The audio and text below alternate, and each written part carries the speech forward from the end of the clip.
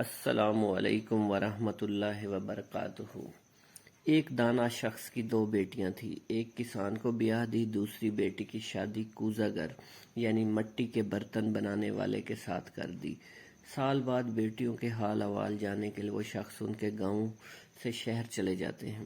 جو بیٹی کسان کو بیاہ دی ہے وہ خوش دلی سے باپ کا والہانہ استقبال کرتی ہے، خیر خیریت اور کسب معاش سے متعلق پوچھنے پر بتاتی ہے کہ ادھار بیج خرید کر کھیت کھلیان آباد کیے ہیں، اب بارش کا انتظار ہے، بارش ہوئی تو سمجھے رحمت ورنہ زحمت اور مصیبت۔ وہاں سے رخصت ہو کر کمہار کی بیوی کے پاس پہنچتے ہیں۔ بیٹی باپ کا خوب استقبال کرتی ہے، خیر خیریت اور کسب معاش سے متعلق سوال پر بتاتی ہے کہ بڑی محنت سے کچھ برتن بنا کر سوکھنے کے لیے دھوپ میں رکھے ہیں، اب بارش نہ ہوئی تو اللہ کا کرم، بارش ہوئی تو زحمت اور مصیبت۔ وہ شخص گھر پہنچتا ہے، بیگم دونوں بیٹیوں کا حال پوچھتی ہے۔ وہ جواب دیتے ہیں کہ بارش ہوئی تو الحمدللہ، بارش نہ ہوئی تو بھی الحمدللہ۔